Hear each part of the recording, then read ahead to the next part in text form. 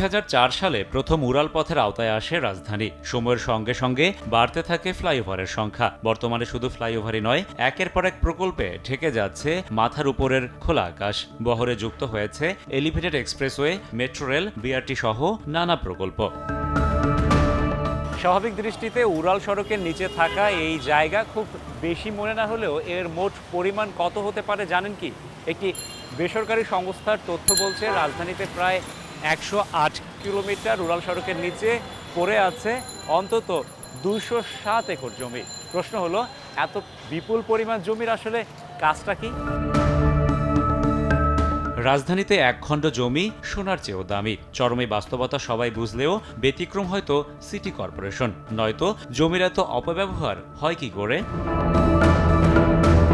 সুনির্দিষ্ট কোনো পরিকল্পনা না থাকার সুযোগে উড়াল সড়কের নিচের অধিকাংশ জায়গায় এখন ব্যবহার হচ্ছে যেমন খুশি তেমন সাজের স্টাইলে। কোথাও মূল্যবান জমি ব্যবহার হচ্ছে ওয়ার্কশপ হিসেবে, কোথাও গুদাম ঘর, আবার কোথাও ঘোড়া রাস্তা বল। কেউ কেউ বসিয়েছেন ছোটখাটো দোকানও। যদিও জমির এই ব্যবহারের পেছনে রয়েছে চাঁদাবাজির অভিযোগ।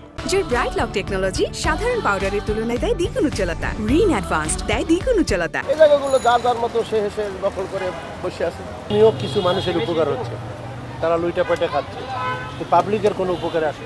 সরকার এরকম বিঘা বিঘা জমি ফালা রাখছে, এখানে অনেক কিছু করা যায় ইচ্ছা করলে, কিন্তু সরকার এটা করে না।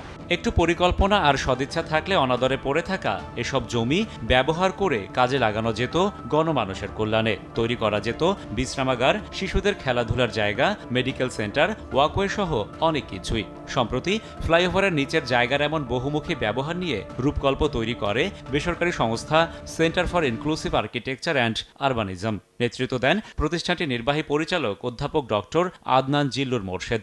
আমাদের কোনো সংস্থা বা দায়িত্বশীল কোনো প্রতিষ্ঠান আসলে এই জায়গাটা নিয়ে চিন্তাও করেনি। ফ্লাইওভারগুলো যে এলাকাগুলোর উপর দিয়ে গেছে, তার যে চারপাশে স্থানীয় বাসিন্দারা আছেন, অন্যান্য পেশাজীবীরা আছেন, সবার সম্পৃক্ততা নিয়েই কিন্তু আমরা সেই জায়গাগুলোকে গণপরিসরে রূপান্তর করতে পারি। বড় কোনো অঙ্কের বাজেট ছাড়াই এই পরিকল্পনা বাস্তবায়ন সম্ভব বলছে সংস্থাটি।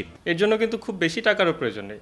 কেবলমাত্র সংশ্লিষ্ট কর্তৃপক্ষ, আমাদের সিটি কর্পোরেশন এবং চারপাশের যারা আছেন তাদের একটু সদিচ্ছার মাধ্যমে কিন্তু সেটা সম্ভব। খালি পড়ে থাকবে না, এটা কোনো না কোনোভাবে এটাকে ব্যবহার উপযোগী করে যেটা ভালো হয় সেই দিকে আমরা কাজ করব। ঘনবসতিপূর্ণ ঢাকায় জমির এমন অপব্যবহারে বছরের সামাজিক, অর্থনৈতিক, পরিবেশগত ও জনস্বাস্থ্যগত ক্ষতির পরিমাণ বলা হচ্ছে অন্তত 21,000 কোটি টাকা। শুধু রাজধানী নয়, দেশের অন্যান্য শহরগুলোতেও প্রয়োজনের তাগিদে ক্রমেই বাড়ছে উড়াল সড়ক। আর তাই সামনের দিনে এমন পরিকল্পনা বা প্রকল্প হাতে নেওয়ার আগে শুধু উপরের সড়ক নয়, নিচের জায়গাটুকুরও সর্বোত্তম ব্যবহার নিশ্চিতের বিষয়টি পরিকল্পনায় যুক্ত করার পরামর্শ বিশেষজ্ঞদের। রাশেদ বাপ্পি, সময় সংবাদ, ঢাকা।